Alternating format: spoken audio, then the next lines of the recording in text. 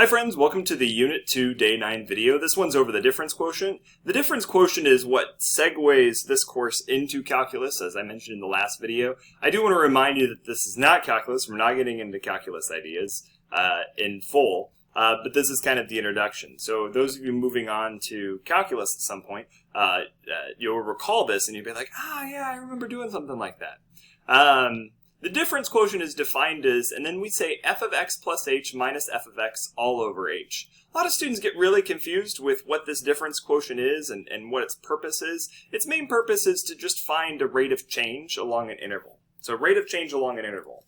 And so if we talk about like rate of change along a specific interval, normally we do like f of b minus f of a over b minus a. And so we're just plugging in those values. So b and a would be your x's, where a and b are your x values,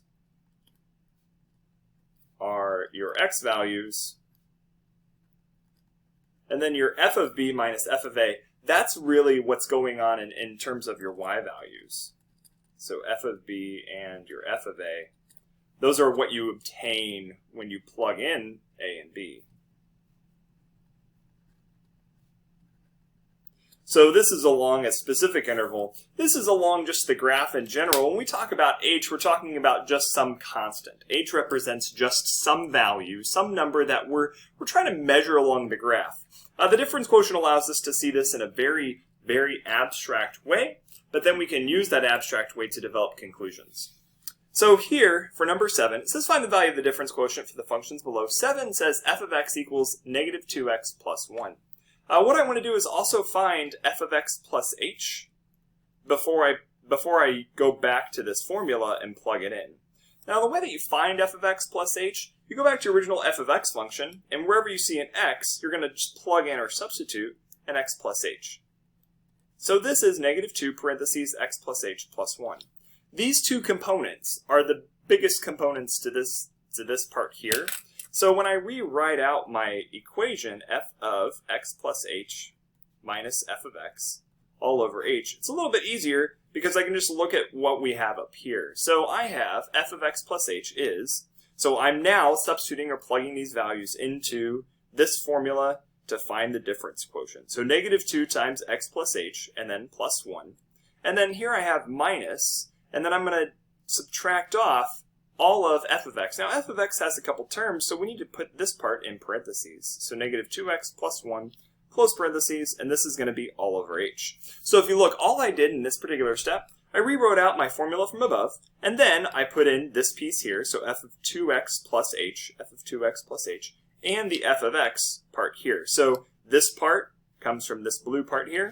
This part here is the black, the original font from the paper. So now we can just simplify by distributing and going through and just cleaning up everything. So this is going to be negative 2x minus 2h plus 1 plus, looks to be like 2x and then minus 1. Again, you're distributing this negative sign to both. Don't forget, a common mistake is students will only distribute it to 1. And again, this is all over h. So this is this simplified. And then if you kind of have some foresight here, we can see like, okay, this negative 2x and this positive 2x, those two cancel. This 1 cancels with that negative 1. So all we're left with is just this negative 2h over h, and your h's cancel, and you're just left with a negative 2. That's a lot of work just to get a negative 2, but for this particular problem, it's kind of key to see like that is the actual final result. So the difference quotient for this graph along some value or interval h comes out to be negative 2. Notice that when we simplified, we did not have an h left over in the denominator. You should not have an h in your denominator. If you have an h in the denominator, something's up. For this one, f of x equals x squared minus 6. So I'm going to, again, f of x plus h is equal to parentheses x plus h quantity squared minus 6. So now when I plug into my formula, I'm not going to rewrite it, but please feel free to generate it from above.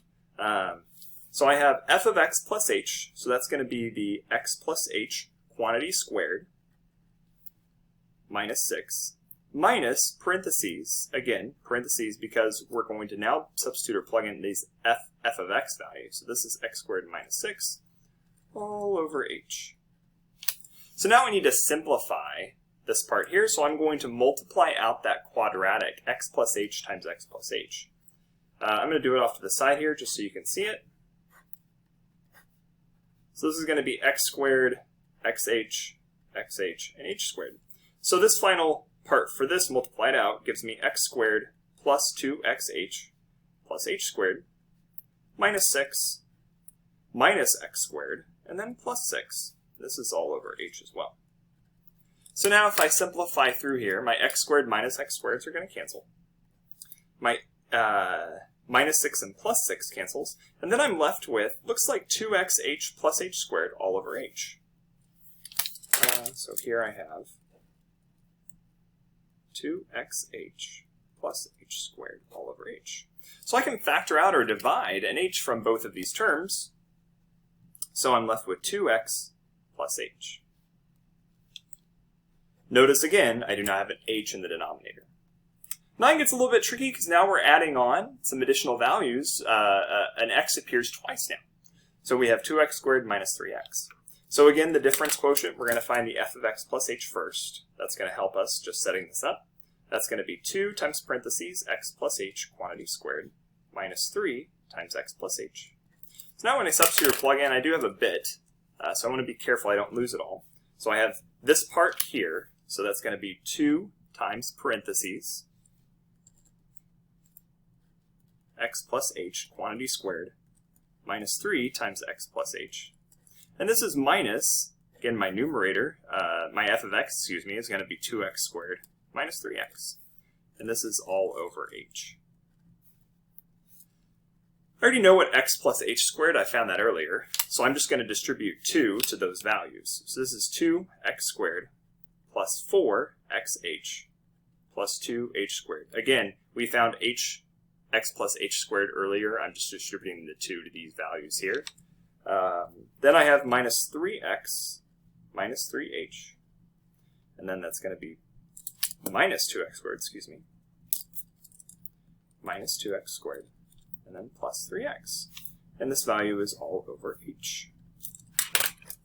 So here I have 2x squared is going to cancel with that negative 2x squared.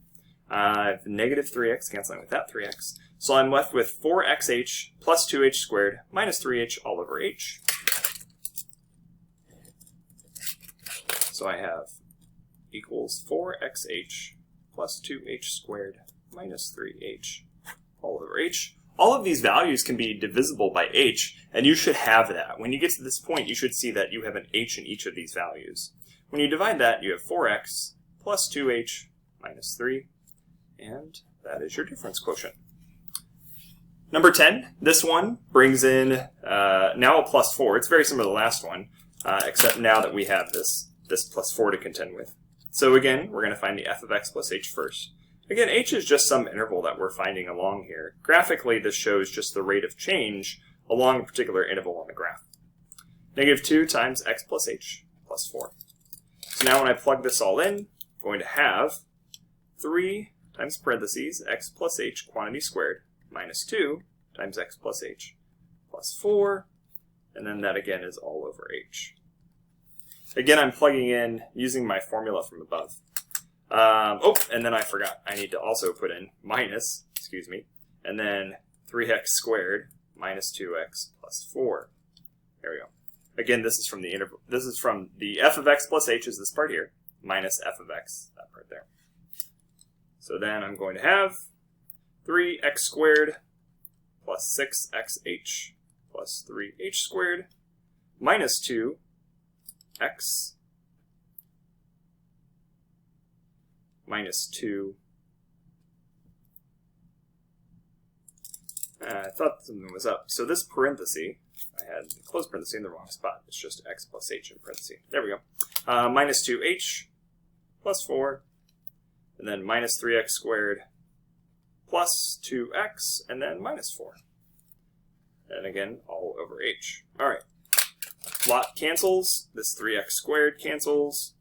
Negative 2x cancels that. 4, 4. Everything that's left should have an h. It does. That's awesome, because I need it to cancel out.